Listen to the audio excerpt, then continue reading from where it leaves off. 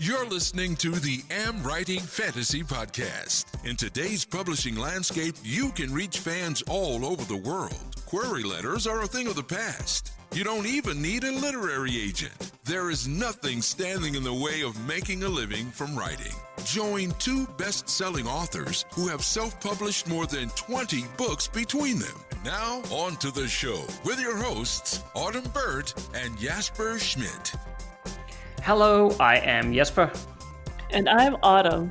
This is episode 58 of the AmWritingFantasy podcast, and we are going to talk about collaboration with other authors today, just like Autumn and I write books together.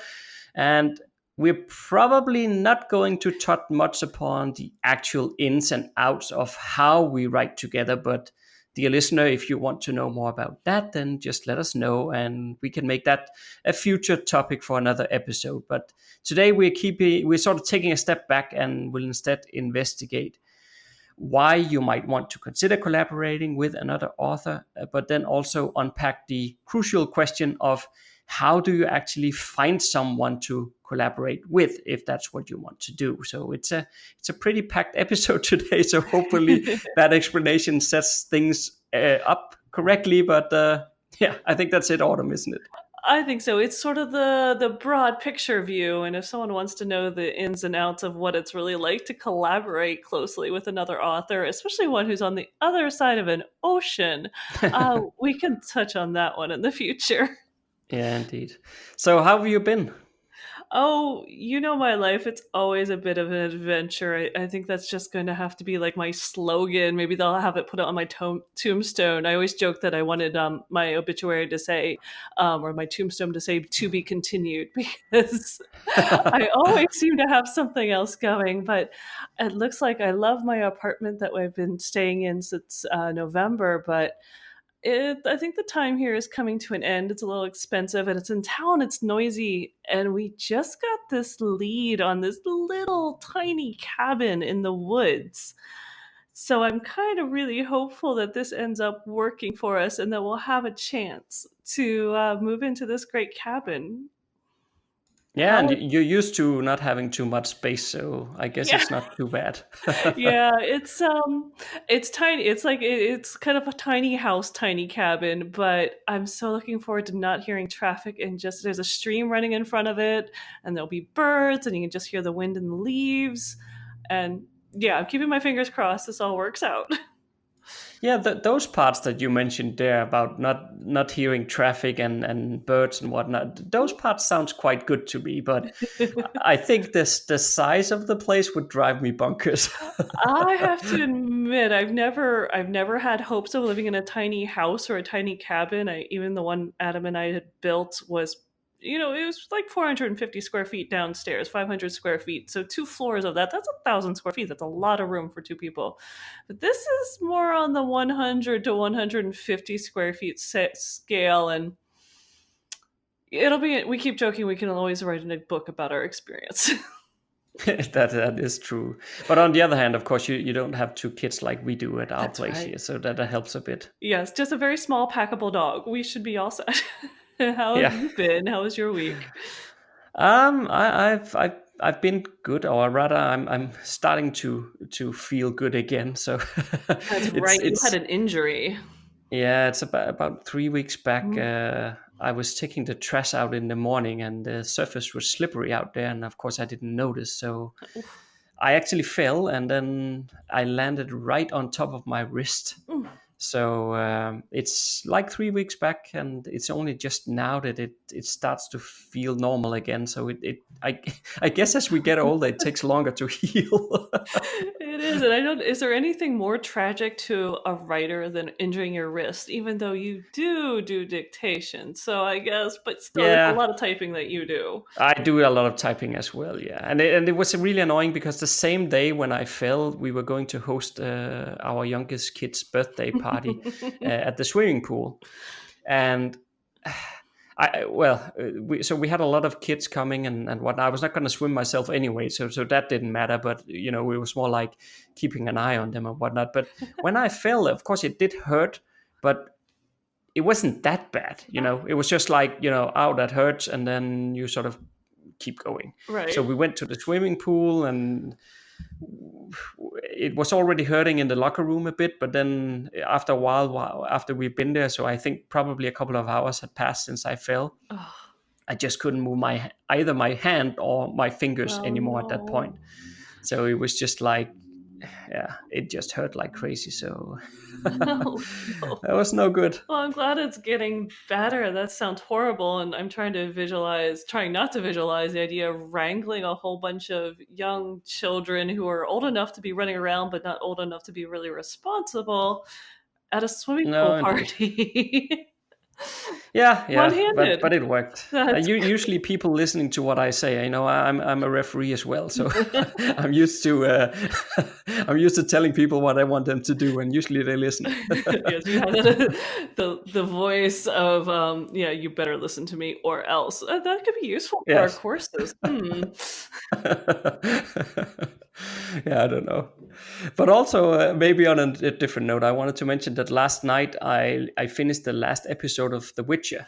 Oh, we just finished watching that too. What did you think? The entire season? Just this first season 1, yes. Yeah. I'm curious to what do you think then?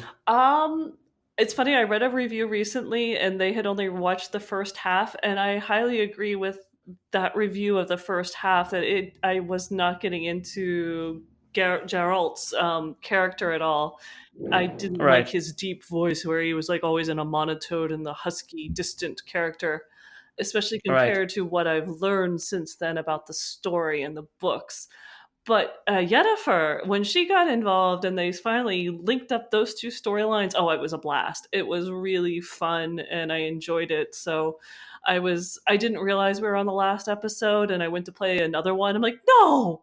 So, okay. I was like, so it was good enough that I was like, wait, I'm not done with it yet. I was ready to continue. So I won't say it's my favorite episode or show ever, but I at least started getting engaged. What did you think about it?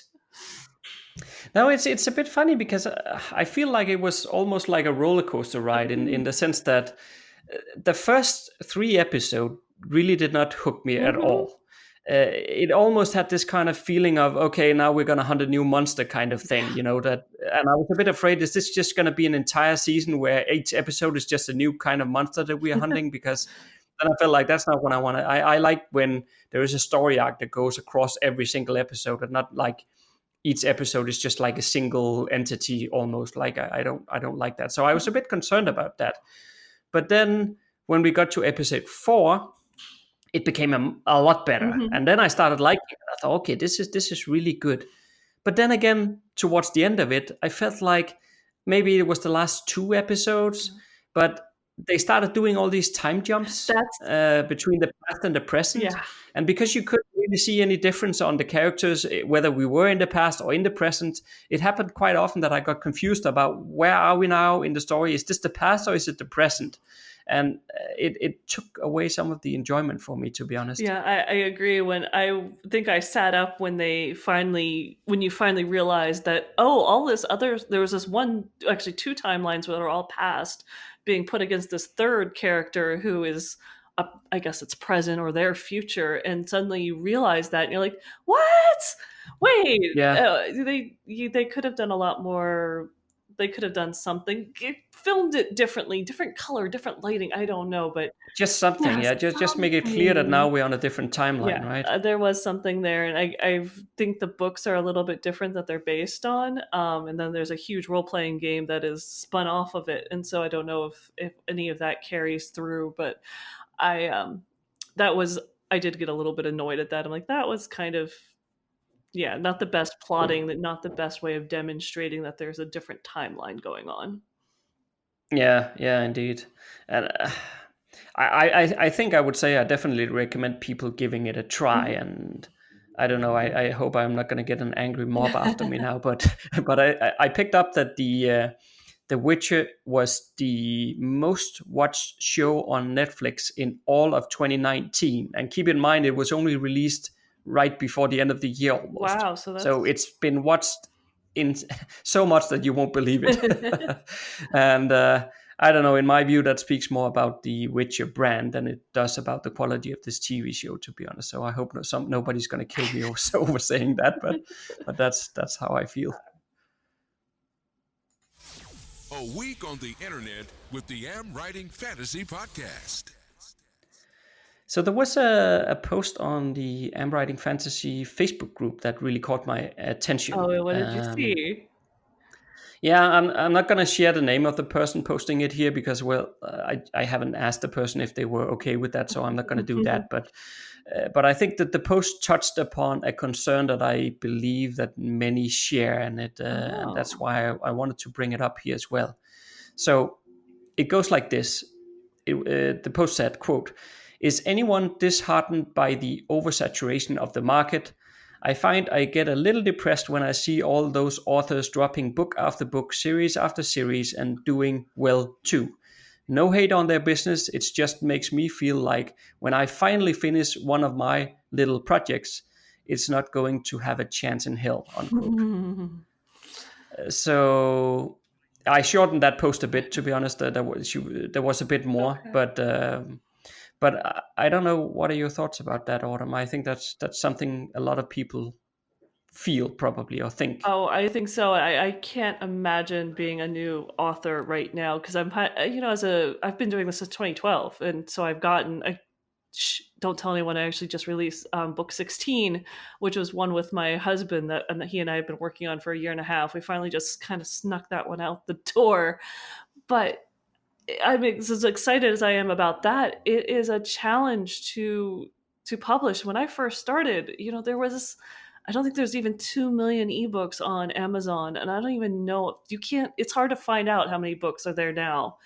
And it's beyond competitive. I keep saying eventually something will have to be done that Amazon's going to not be able to keep. I mean, can you imagine the servers to store all these books if nothing's ever pulled off? I don't know what's going to happen in the future, and it's so tough and tight out there. So yeah, I feel that as a long-standing author, as one with lots of books, and with one it's still hard to be visible. Yeah, there was another person who posted a response, which I think sort of hit the nail on the head. It was a quote from Craig Martell, and Craig Martell said, "It's a rising tide lifts all boats. Readers read a book far faster than we can write them.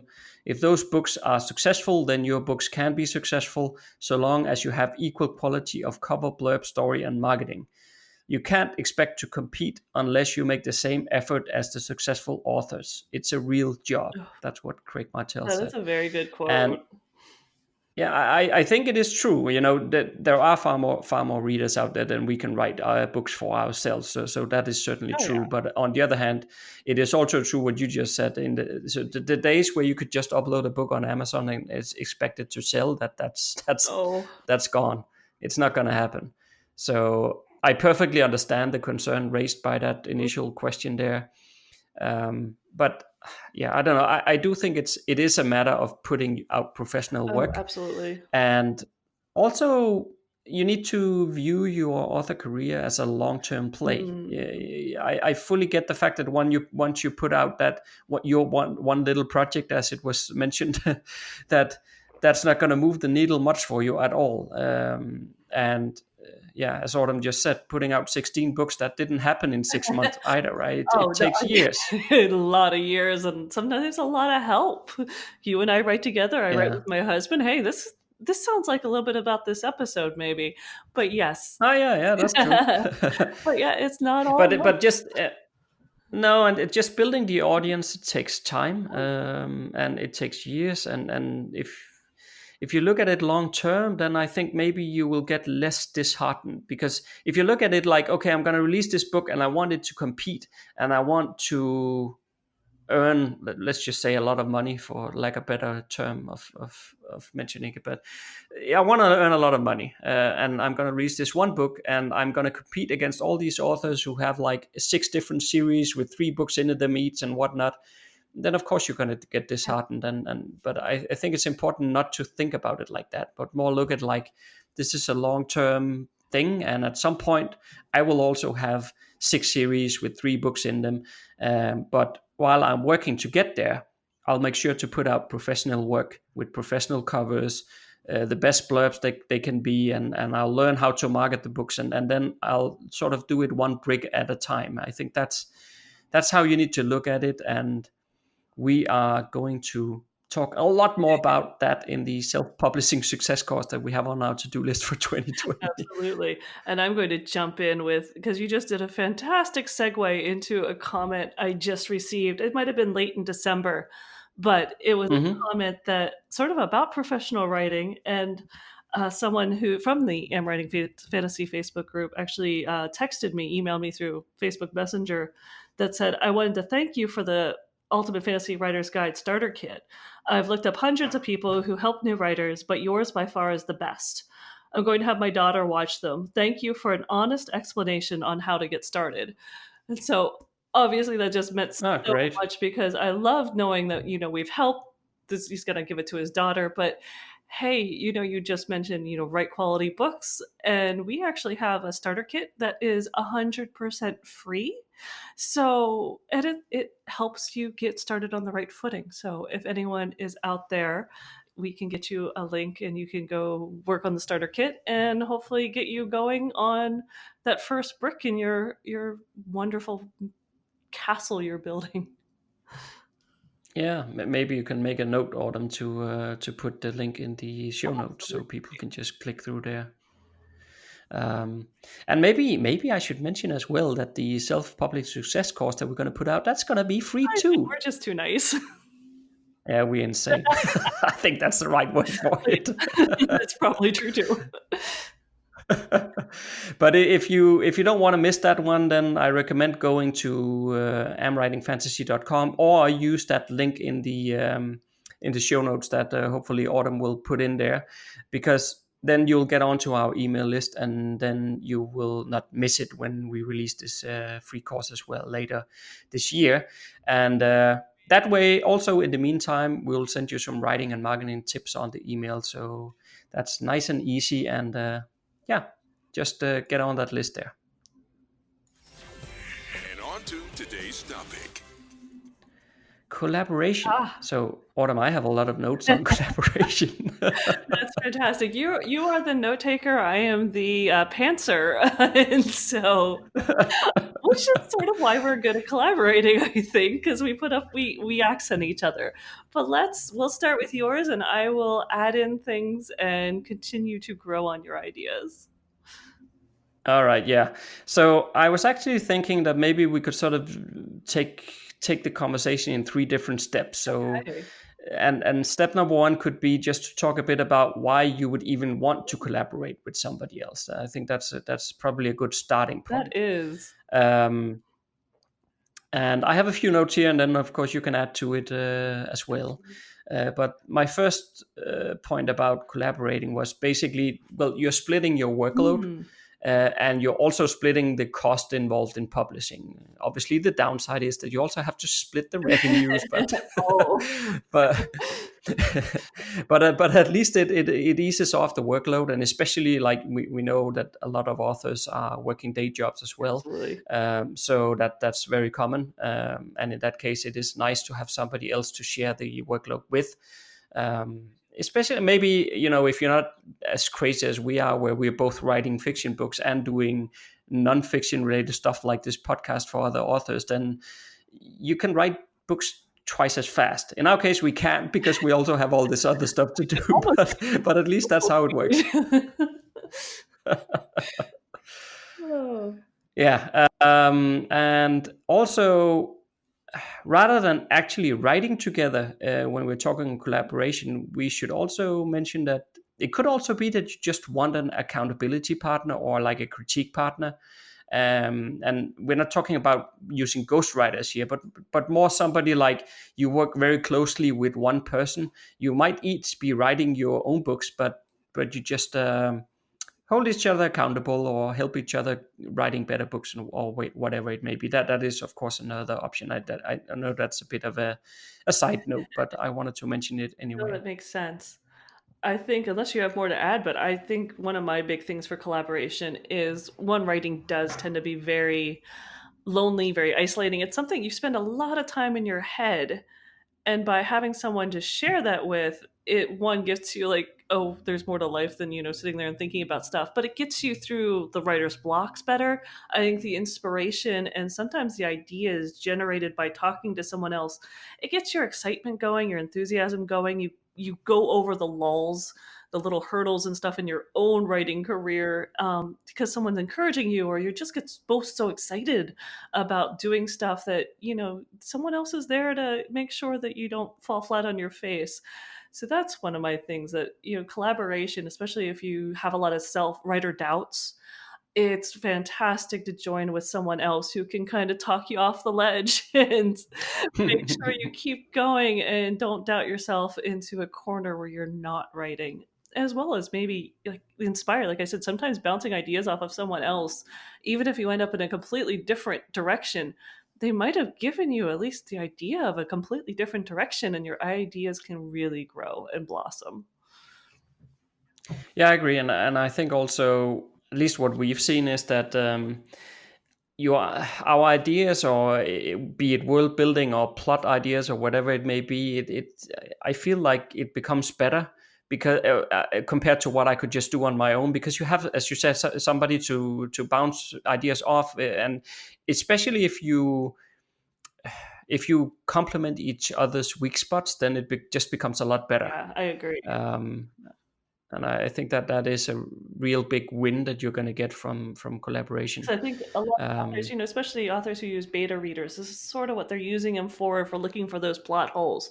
This is doing it even sooner and in a different way. And the result, especially since you're working with like another professional, someone else who really knows the jargon, knows the plots, knows how to really build a story, what you end up with is, it's not 1 + 1 = 2. It's more like 1 + 1 is equaling 3 to 5. You getting a better gain. hmm. Yeah, and it's actually more common than you might think, that to collaboration between authors. So I just looked up before recording, just to give you some more, let's say, famous examples. So I had a few I could mention here. So Neil Gaiman and Terry Pratchett wrote together. So did Stephen King and Peter Straub. And in fantasy, we have Anne McCaffrey wrote with Mercedes Lackey and Marion Zimmer Bradley. And then the very well known James Patterson, probably one of the world's best known authors, he also collaborates. He does all the plotting himself, and then he delivers a very detailed outline at maybe 60 to 80 pages, as far as I could gather from the research I did on the internet. But it looks like an outline of 60 to 80 pages is what he delivers to the people who write with him. And then he has very intense back and forth conversations with the authors for writing the book. So if you look up James Patterson on Amazon, you'll also see that a lot of his books says James Patterson on it, and then it says with, and then there is another author name. That's because he collaborates and has other people writing his books as well. So it's not just some crazy stuff that we're talking about. A lot of famous people do this as well. That seems So fair enough. before we get into how do we actually find someone to collaborate with, I was thinking that maybe we could just share a bit about how does it feel to collaborate with somebody else, other than what we just talked about, why you would want to do it, but what are the upsides and downsides? Maybe we have a few other things we could add here, and what it's more like, what should people be mindful about, I guess. Well, that makes sense. Yeah, that's very true. So I guess you have to be well to play well with others. I mean, I think everyone has that experience maybe in high school where you had to collaborate with somebody on a term paper or something, or project partners on, maybe it didn't go well. So I think there's that inner fear that you're going to end up collaborating and it's going to be a huge issue. And I don't know, I've found, I guess if you find the right person, that's not necessary at all.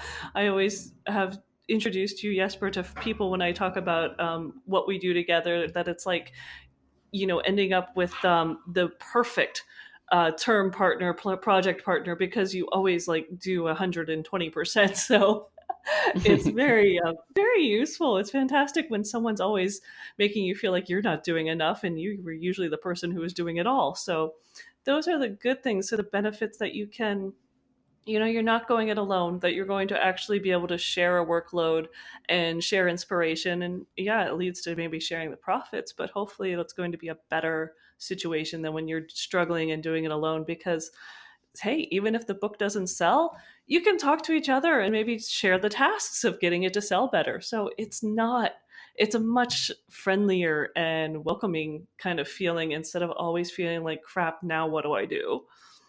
Yeah, I would also, I feel it intensely gratifying to work with you as well, Autumn, because it's just a lot different than when you're doing everything or all by yourself. You have also just the fact that, I mean, if we go to the real bedrock of it, you have somebody who understands the ins and outs of life as a writer, right? And you have somebody who shares your goals, and you can work together to achieve them, and that's, I don't know, it's different than doing everything by yourself. And of course you can go on to what may be Facebook groups or whatever to build a network with other authors, and that's all great, but it's still different compared to having somebody who shares your specific goal and you're both working towards achieving those. That's very different than talking to a more general author community, so to speak.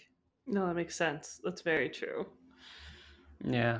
I think the only downside I can think of, it just plays off a bit of what you said as well, that you have to collaborate well with others. But it's more like, to me, there's a big thing to consider in terms of, if you have trouble compromising and taking other people's input to heart, and maybe accept that what you find is an excellent idea, somebody else might think that, or your collaboration partner might think that's not quite what I like. And if some people prefers to have it their way, let's put it like that. And if you're one of the persons who prefer to have it your way, then it just becomes really difficult to collaborate with somebody else, because you have to reach some compromises. That's just the name of the collaboration game. I guess we could call it that. So let's move on to the next section here, and that was more about how do you find somebody to collaborate with. And yeah, that I sort of have a whole list of things here in terms of how to find somebody. I put it into 10 steps, so I thought that was the easiest way to do it. Okay, well, I like 10 steps, seems very fair. Yeah. So let's go ahead and see. I'll see what I can add to your steps. Yeah, but I was almost thinking before I get into this, these 10 steps, because these 10 steps are sort of very, I don't think mechanical is the right way to put it, but it is very much like, okay, I want to find somebody to collaborate with, give me a checklist, and then I start building towards that, right? That's sort of that's how the 10 steps are built. So, but why I want to start at different places, because there is a lot of ways organically to find somebody to collaborate with, like very true. And maybe you could share a bit, Autumn, about how you and I started to collaborating, because that was certainly not intentional. And I just want the listeners to understand first that before I go into these very mechanical steps, that there are other ways than what I'm talking about here in a second. You can be the crazy pantser, and that's me.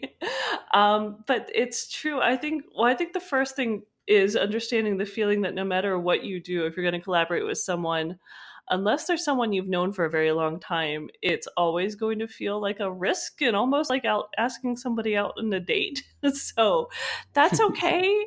Just embrace that. But for us, I had known you for a little while on Twitter, and we had collaborated on your fantasy map making book, I believe, because I'd done some world building, and so we kind of started talking about world building, but it was peripheral. And I was also on your email list, so we emailed a bit right. once in a while. Yes, that's right. So we kind of knew what each other was doing. And I had just released the Ultimate Fantasy Writer's Guide as a course, and I had the AmWritingFantasy platform, and it was starting to grow. And I was honestly hiking, and on this 10-mile hike, I was thinking, I need help. I felt like this was growing, and I couldn't do as much as I needed to. I couldn't be everywhere. And I was thinking about people I knew who seemed to have their stuff together, and I knew you had a YouTube channel, and you had books, and you were promoting things, and I'm like, yeah, I'm going to reach out to you and see if you wanted to help out on, basically, it was just the website. It was what my idea was, like, hey, you want to co-run this website with me? And so out of the blue, I sent you an email. And you didn't know what you were going to get into. I did not. You kind of said, can you clarify this a bit? I have some ideas. And I'm like, oh, send me your ideas. And you sent me like a business plan that I'm like, well, crap. And so here we are 2 years later running a podcast. Yeah. I think I was just about to say 3 years, but actually I lost count. But it doesn't matter. It doesn't matter. I think we're into our third year, if you want to count. So it's 2+ years. Yeah. All right, never mind. So there is that way of creating collaboration where you can cold call somebody that you think is, doing a good job, and say, hey, you want to try this out and see how it goes. And that's what we did. We started small. We started with little things, and we've each month, and at this rate, it seems like it's each week, we keep building on what we're doing. Yes. Yeah, now we sort of have a fully fledged company running here almost. Yeah, it's really exciting. It's 2020 is going to be groundbreaking, or maybe finally getting above the ground. So it's really exciting. Yeah. Okay, good. So I just wanted that story to be out there as well, because so that people can hear that there are lots of ways to do this stuff. But I really tried in preparation of this episode to think hard about how would I go about it if let's say you listen to this podcast, and I am assuming here that your goal is to make a living from writing in my 10 steps. Okay. But let's assume that that's your goal, and from listening to this podcast, you're thinking, actually, I think I would like to try that out, but how do I do it? So I sat down and I really thought about how would I do it if I knew that was what I wanted, but I didn't have any context to anybody. I didn't know how to get started. So that's what I laid out in 10 steps here. Okay. And I think feel free to interrupt me along the way here, Autumn, because otherwise it's going to be a long monologue. All right. I'll keep you paced. All right. So step number 1. First step is, of course, you need to start building a list of author names that writes in the same genre as you. And that's not too hard. You can go to Amazon. These authors will probably appear in your also boards, or you can just find them by going to the category section on Amazon. If you're writing epic fantasy, go to epic fantasy and start writing down names of authors who are releasing books. That will give you a long list, of course. So you need to stop somewhere, but try to build quite a good list there. Okay. Then I would go and I would check if they have a decent social media following, and if they're actively posting anything on their social media platforms. So this doesn't mean that you have to go after any big names at all, because often it's actually better to find somebody who's slightly smaller, because then both of you will be equally motivated to building a career, right? So if somebody's too big, then it's not. But try to find somebody who at least has a decent following, so that you know that they are actively doing stuff and they're active in the market. And so that gives you a pretty good list of authors. Hopefully you will be able to delete some of the names off the list just based on that. But so you still have a pretty long list here at step number 2. Okay. So the next thing to check is whether or not these candidates are able to finish any novels. It's So true. You want to find someone who's productive. yes, because the worst thing is that a lot of people like to want to write books, but they never finish anything, and that's not the partner you want to work with. Especially not, again, as I am assuming that you want to build a career from it. So you want somebody who can finish novels. So I'm not saying that you have to find somebody who have published 20 novels to be a good candidate. Not at all. But if they at least have a few books to their name, maybe you can find, let's say, 3 at a minimum on Amazon to their name, right? Then you know, okay, that they know how to finish a book. And you also know by then that they have some experience writing, which is also a good thing. Yes, definitely. Yeah, and they also, of course, having published 3 books, they will also know what's involved in publishing, and you're not accidentally ending up with a mentor instead of a collaboration partner, because that's not what you're looking for either. No, that's very true. So that I think that's important. And then also here in step number 2, I would also check if there is a decent number of reviews on those books. So again, I'm not saying that there has to be a ton. Let's just say that you want at least 10 reviews on those books, and the average rating should be fairly good as well. So let's say above 4. Okay. That gives you some starting evidence, at least, that this author candidate on your list, the person knows how to finish books. They know how to market themselves, at least a bit, because they have a social media following, somewhat of a social media following, I should say. And they are able to produce novels that readers enjoy because of the above 4 average on the reviews, right? So yeah, that's a pretty good starting point, isn't it? Yeah, that's a good way of, you're looking for someone who's productive, knows what they're doing, can get the job done, understands the marketing, and is also writing, something quality, so that, if you're gonna, hitch your cart to a horse, you want to get one that's, gonna run the whole race. Yeah. So next one is number 3. Okay. So now you have still probably a pretty long candidate list. There shouldn't be hundreds of people on this list, but let's say you're down at like 20 or something, just to make up a number. So let's say you have 20 author names on the list now, where all the step 1 and 2 criteria has been met. So you go to these 20 people's websites. And then I would make sure that I find the websites looking professional, and not something that was just slapped together. Ah, very good. And if this author is looking to build a career, there should be a sign-up form on their website indicating that the person is building an email list. So if you either find somebody whose website looks amateurish, or there is no sign-ups to any email list, then you delete those names off the list. No, I agree. That's a very good point. So they kind of have that, professional level that hopefully, if you're trying to do this professionally, you're looking for as well. Yeah. So whatever you have left on the list, you now join these people's email list.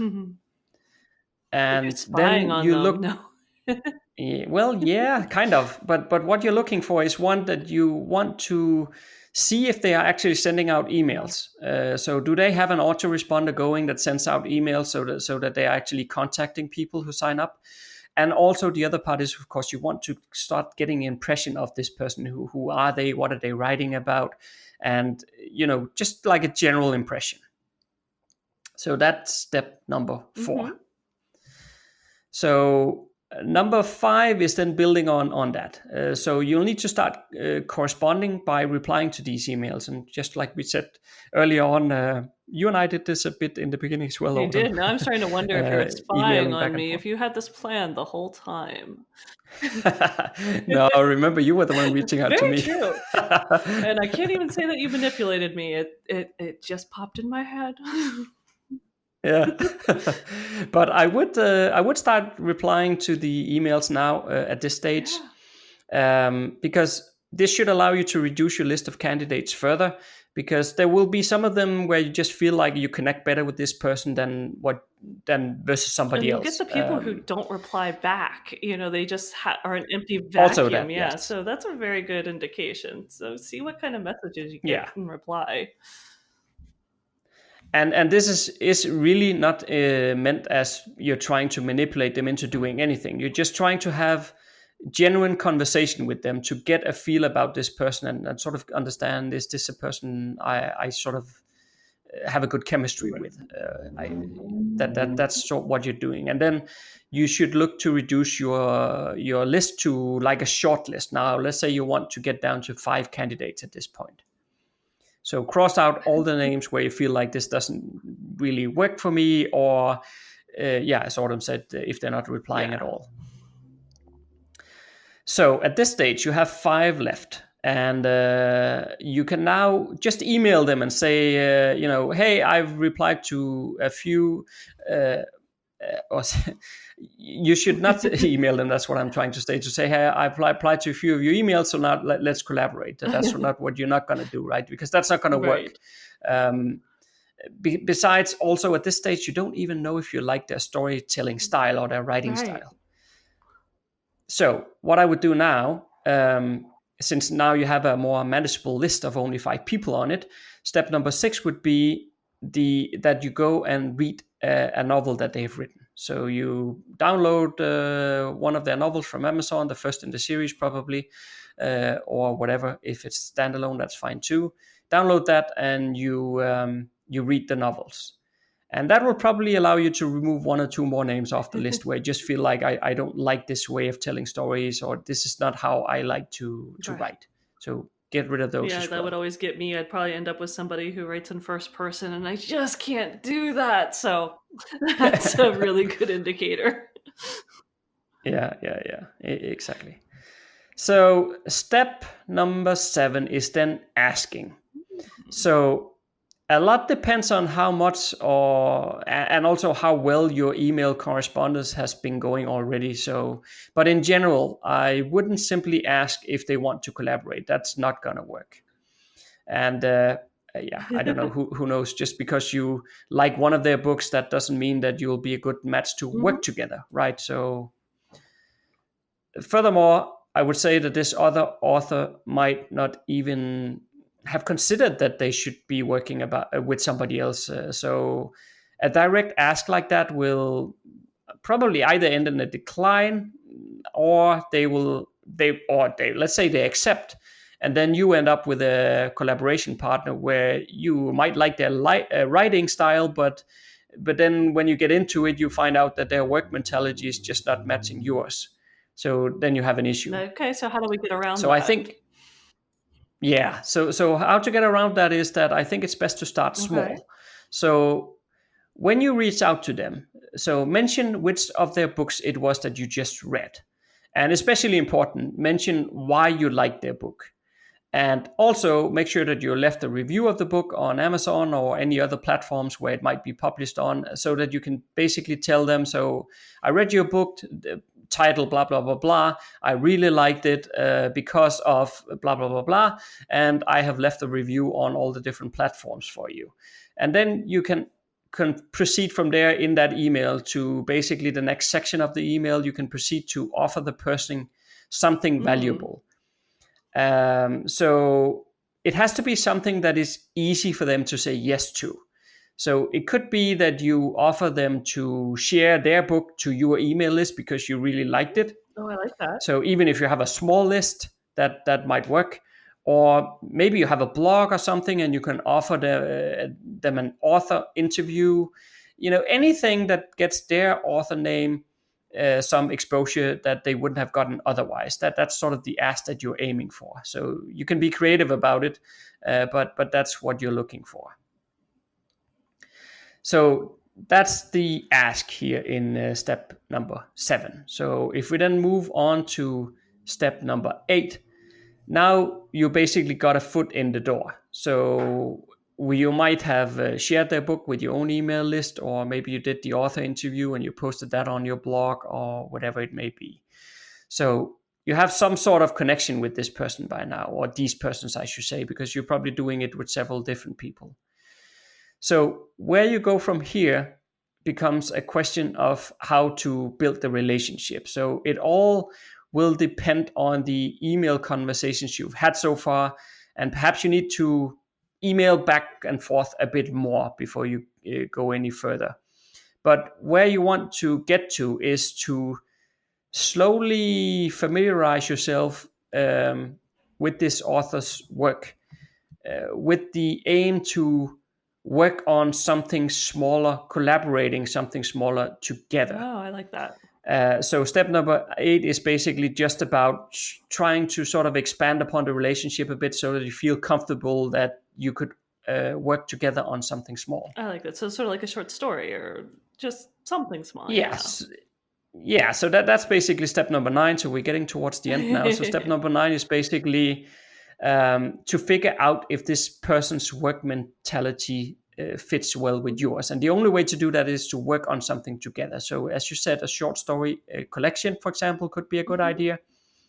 But again, make sure that you make it really easy to say yes. So if you offer, for example, if you say, okay, I will handle all the publishing, I will handle all the splitting of the revenue and all that, let's say troublesome stuff that the other author might be thinking, oh my God, I don't have time to do all that. If you offer to do all of that, then it becomes an easy sale. And if it's only like a short story collection, I mean, there's not much at risk for the other author here anyway. So they probably won't mind trusting you with doing the revenue splitting, even if because it's going to be minor anyway. Yeah. So you'll then, let's say you go with this. You can be creative and think of other ways as well. But I think a short story is a good way because it doesn't take too much time either.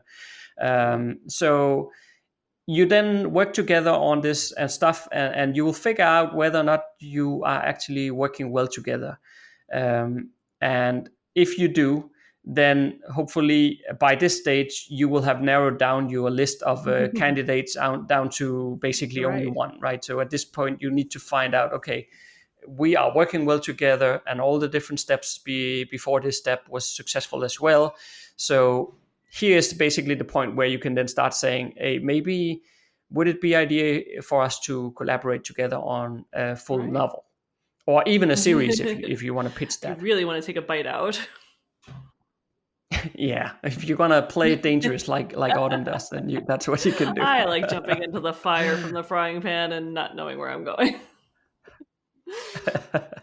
Yeah, but that then my step number 10 is basically, so of course at number 9 there will be a yes or no, and then of course if you get a no and there was one of the other people on the list that you also did a short story with that you really liked, then you can move on to that person. I know that sounds a bit horrible. It sounds like you're shopping for people, but if you really want to collaborate with somebody and it doesn't happen organically for you to find somebody, then this is a way to do it. But we are missing step 10. Oh, yes. Well, what is step 10? Yeah, so step 10, now you have already found somebody you want to collaborate with.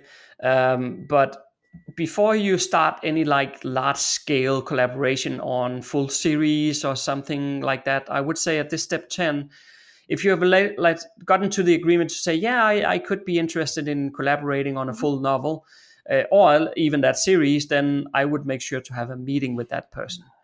And there I would say it doesn't have to be a face-to-face meeting, but it should be a video call at least so that you can see each other. It could be Skype or Zoom or something like, I think.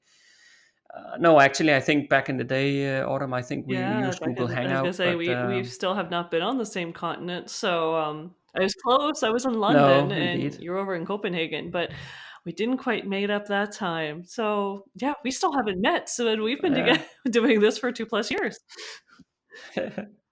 Yeah, exactly. But yeah, you use Skype or Zoom or whatever, but the key is that you get to talk with each other while you can see each other. And then the purpose of that meeting will be that you need to align what it is that you want to achieve. And basically sort of you lay out, okay, these are my goals, and the other person lays out, these are my goals.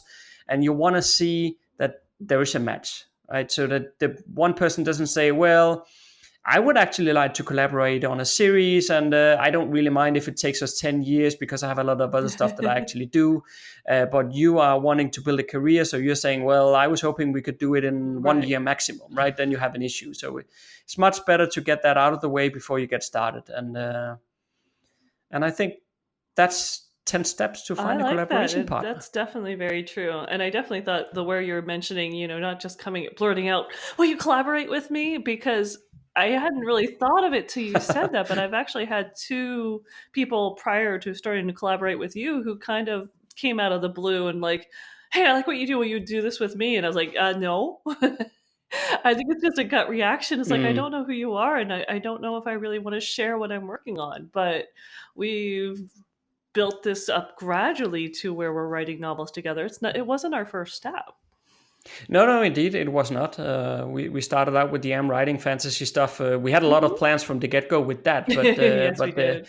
But the fiction collaboration was something that came later on in the process. But I think I understand why the gut reaction is to say no if somebody just reaches out cold like that. Because honestly, I mean, I would do the same thing because. Well, there are dreams and hopes, and they're so private and personal. Yeah, that's one thing. But I think the other thing that I was thinking about was more like it's a big time investment, right? And you don't want to go in and say okay to something or yes to something that is a huge time investment unless you know that this is a person that, one, I like the person, no, I know that they are professional, and three, I know that they have a good work ethic that matches mine, and we have the same kind of goals. I mean, if you cannot tick all of those boxes, you have a huge time investment on your hand that you'll just end up figuring out later on that okay, we don't have a match, and then you wasted a ton of time, right? Yeah, so time you could have been writing. But I mean, yeah, to give perspective, you and I meet every week for 2 hours, plus we send each other a ton of emails through the week. We've gotten to the point where we can build stuff via email, but we still have our time talking to each other every week, and of course we're doing that with the podcast. But if we added up those hours, the amount of time we spend talking to each other, this is a very serious relationship. You got to get along with your partner. Absolutely. And I also want to clarify, like when we talk about, you work well together, sometimes that's everything from, plotting, character building. You have, I'm a bit more of a pantser, but, to work together, you've got to be able to mold that into something that you collaborate with and build something together and figure out how you're going to write. Is one person writing first and the other one's adding things? Are you both, swapping manuscripts back and forth so that you're building it as you go? Or one person has a character and one has the other character? You've got to figure all that out for yourself. And if you can't, that's a pretty good indication that this might not work out. Yeah, I think that's true. And actually, I just thought of one more thing. I know we're running a bit long on this episode here, but all right. But one thing not to forget, maybe to finish off with here. But if you do want to collaborate with somebody else, you are going to have money between you. So you need to make sure that you create a contract that sets the terms and the conditions for your cooperation. Because basically what you're doing is that you're running a company together. Yeah. And a company cannot be run on the basis of trust. Well, it can, as long as you're good friends and everything is nice and dandy. But the minute it's not nice and dandy. Yeah, but it just happens, companies breaks up and people go into disagreements about this and that. And I just have to say that, agreeing on the details about, for example, how to exit a contract or how to split money or whatever it may be, it's a million times easier to agree on those details while you're good friends. Oh, yes. Because once you're not anymore, it's going to be a nightmare to try to sort it out. It is. Or even if it's not a friendship dissolving, but a health issue or a family issue where someone's got to step back. Yeah, they're not going to have the mental capacity, the mental time and energy to be able to say, you're right, let's figure this out for the next 3 hours. They're going to be like, no, I'm busy. This is why I'm leaving. So yes, figure that out beforehand. That way who's, holding the cart, and hopefully whatever happens, life does go on. You can't ever say it's going to be the same, especially with, me as your crazy partner. So that's why we have a contract, but it's good because then we're always on the same page and we can just refer back to it and we know where we're going. Yeah, and there's no reason to debate or discuss something because you did that up front. So everything, all is clear for both parties. There's no reason to end up in misunderstandings and stuff like that. So it just keeps things nice and clean. And I know a contract sounds really boring, but you have to put it in place. You do. I agree. So next Monday, we have a topic which has come up over and over and over again, and that is about how to use dictation. If you like what you just heard, there's a few things you can do to support the AmWriting Fantasy Podcast. Please tell a fellow author about the show and visit us at Apple Podcast and leave a rating and review. You can also join Autumn and Jesper on patreon.com/AmWritingFantasy. For as little as $1 a month, you'll get awesome rewards and keep the AmWriting Fantasy Podcast going. Stay safe out there and see you next Monday.